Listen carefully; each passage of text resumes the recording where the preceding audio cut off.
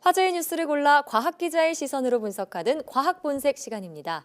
스튜디오에 이동은 기자 나와 있습니다. 어서 오세요. 안녕하세요. 네, 오늘은 어떤 이야기 나눠볼까요? 네, 어제였죠. 저희가 이 한국형 인공태양으로 불리는 K스타가 실험을 시작한 지 10주년을 맞았다. 이런 소식을 전해드렸는데 네. 오늘은 이 K스타와 함께 핵융합 기술에 대해서 자세히 한번 알아보겠습니다. 네, 말씀하신 K스타 핵융합 실험 장치라고 알려져 있죠. 네. 근데 이게 한국형 인공태양이라고 불린다고요? 네, 맞습니다. 이 핵융합이라는 것이 간단히 말하면 이 태양을 본뜬 것이다. 이렇게 볼 수 있는데요. 예. 이 태양이 아주 강렬한 빛과 에너지를 만들어내는데 그 원리를 그대로 지구상에 옮겨와서 에너지를 얻겠다라는 겁니다. 예. 이걸 구현하기 위해서는 어떤 장치가 필요하겠죠. 예. 그 장치가 바로 K스타인 거고요. 그래서 이 K스타를 인공태양이다 이렇게 부르고 있습니다. 그러니까 태양 원리를 모방했다. 그래서 핵융합 발전을 인공태양이다라고 네. 부르는 거군요. 자, 이 기술을 구현하는 장치가 또 K스타라고 설명을 해주셨는데 이 핵융합 발전하면은 사실 이 원자력 발전인가 좀 헷갈려하시는 분들도 계실 것 같습니다. 네. 이 핵융합 정확히 어떤 걸 말하나요? 이 핵이라는 단어가 들어가면서 조금 예. 이제 원자력과 비슷하지 않나 하고 생각하시는 분들이 있을 텐데 이 원자력 발전이 핵 분열의 원리를 이용을 한다면 이와는 상반되는 핵융합의 원리를 이용을 하는 겁니다. 네. 이 태양의 원리라고 했잖아요. 예. 태양 속에는 수소가 들어있고요. 이 수소의 원자 핵이 태양 중심부와 같이 고온과 고압의 상태가 되면 융합 반응을 일으키게 되는 겁니다. 그래서 핵융합인 거죠. 예. 그러면 이 융합 과정에서 수소들이 서로 합쳐지면서 헬륨으로 바뀌게 되는데 이때 가벼운 수소가 무거운 헬륨으로 바뀌면서 에너지가 나오게 됩니다. 예. 이걸 우리가 핵융합 에너지다 이렇게 말하는 거고요. 우리는 이 에너지를 K스타와 같은 장치를 통해서 인위적으로 만들어서 활용하겠다라는 거죠. 네, 그래서 청정 에너지라고도 부르는 거군요. 네. 네, 앞서 태양 에너지 원리를 모방한 것이 핵융합 에너지다라고 하셨는데 이걸 어떻게 지구상에서 구현해낼 수 있는 건가요? 네, 우선 뭐 수소 원자핵이 융합 반응을 일으키려면 앞서 얘기한 것처럼 태양과 같이 아주 높은 온도와 아주 밀도가 높은 상태가 돼야 됩니다. 예. 그래서 고압 상태가 돼야 되겠죠.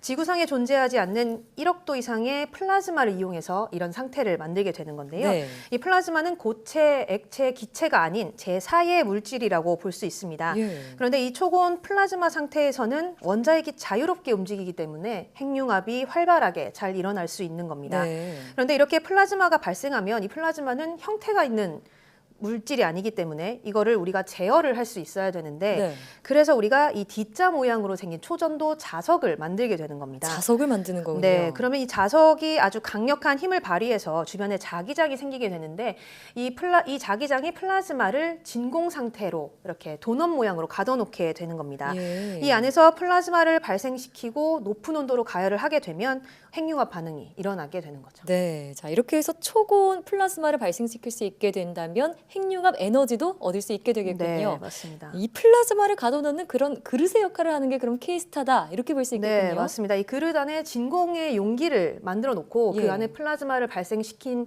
뒤에 그 안에서 핵융합이 일어나도록 하는 겁니다. 네. 이때 이제 필요한 게 바로 연료가 될 텐데요. 예. 그냥 플라즈마만 있다고 해서 핵융합이 일어나지는 않겠죠. 네. 앞서 우리가 수소가 필요하다고 얘기를 했잖아요. 예. 이 연료가 되는 수소를 넣는데 여기에는 중수소와 삼중수소를 이용을 하게 됩니다. 중수소는 바닷물을 이용을 해서 쉽게 얻을 수가 있고요. 또 삼중수소는 우리가 흔히 쓰는 리튬에서 분리해서 쓸 수가 있습니다. 네, 그러면 그런 말씀만 듣고 보면 연료 자체는 좀 쉽게 구할 수 있을 것 같아요. 그렇죠. 우리가 뭐 바닷물은 무한에 가까운 자원이다 이렇게 예. 보고 있고요. 또 노트북이나 휴대폰 배터리에 흔히 쓰는 이 리튬 자체는 아직은 매장량이 풍부한 편입니다. 그래서 이 핵융합 에너지를 고갈되지 않는 무한 에너지원이다 이렇게도 볼 수 있습니다. 네, 그래서 이 핵융합 에너지를 궁극의 미래 에너지원이다 네. 이렇게 부르고 있군요. 자, 그리고 이 K스타를 통해서 이런 원리를 구현해낼 수 있다 이런 말씀인 거잖아요. 네. 이 앞서 말씀드린 이 D자형 초전도 자석을 이용하는 방식을 우리가 토카막이라고 합니다. 예. 이 실용화에 가장 가까운 방식이라고 해서 주목을 받는 방식인데 K스타가 이 방식을 이용을 했습니다. 예. 이 K스타의 정확한 뜻이 그래서 초전도 핵융합 연구 장치 이렇게 되는데요. 이 K스타를 통해서 고성능 플라즈마를 발생하고 유지하는 기술들을 계속 실험을 해가면서 발전을 시켜 나가게 되는 겁니다. 네, 그러면 지금 현재 우리의 기술 수준 어느 정도까지 와 있나요? 네, K스타가 10년이 되었다 이렇게 네. 말씀을 드렸는데 지난 2008년에 처음으로 플라즈마를 발생하는 실험에 성공을 했습니다. 이후에 이 핵융합의 목표가 바로 이 장시간 동안 고성능 플라즈마를 유지를 하는 건데 이를 위해서 조금씩 기록을 경신해 왔는데요. 예. 이 최근에 아마 저희가 보도로도 전해드렸을 텐데 K스타의 플라즈마 온도를 1억 도까지 올려서 1.5초까지 유지하는 데 성공했다 이런 성과도 있었습니다. 네, 사실 이 1억도 말만 들었을 땐 정말 엄청난 고온인 건 네. 알겠는데요. 1.5초간 유지했다는 건 어떤 의미가 있는 건가요?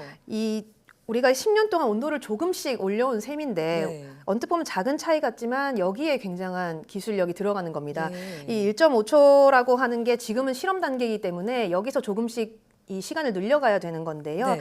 자세한 설명은 직접 한번 들어보시죠. 핵융합 발전소의 운전 온도가 1.5억도입니다. 그래서 핵융합 발전소 운전 온도에 그 접근하는 1억도 벽을 우리가 드디어 돌파를 했다라고 하는 것이 굉장히 큰 의미를 갖고 있습니다. 내년에는 그거를 20초 이렇게 늘려서 이제 20초 대까지만 넘었으면은 국제 핵융합 연구계에서는 우리나라가 거의 독보적인 어떤 주도권을 가지고 수행할 수 있을 거로 이렇게 보고 있습니다. 네, 자 그러니까 핵융합 발전소를 운영하려면 온도가 1.5억도까지는 올라가야 하는데 거기에 한 발 더 다가갔다 이런 점에서 큰 의미가 있다고 볼 수 있겠네요. 네, 맞습니다. 네, 근데 여기까지 오는데 말씀하셨다시피 10년이 걸린 거니까 이게 정말 얼마나 힘들고 까다로운 기술이구나 이런 생각이 듭니다. 네, 맞습니다. 이 앞서 우리가 얘기했던 플라즈마가 이 연구의 관건인데요. 예. 이 핵융합에서는 플라즈마를 제어하는 게 바로 핵심 기술입니다. 이 플라즈마가 허리케인보다도 훨씬 더 예상하기 힘든 아주 복잡한 기류를 발생을 시켜서 핵융합을 방해를 하게 되는데 네. 이거를 안정적으로 제어하는 기술이 필요하겠죠. 그래서 앞서 우리가 얘기했던 그런 D자형 자석의 자기장을 이용을 해서 네. 최대한 안정적으로 플라즈마를 유지할 수 있도록 계속해서 기술을 발전시켜 가는 겁니다. 예. 또 이렇게 1억도까지 초고온 플라즈마를 만들었다고 해도 오랫동안 유지하는 것 자체도 굉장히 어렵다고 말씀을 드렸는데 네.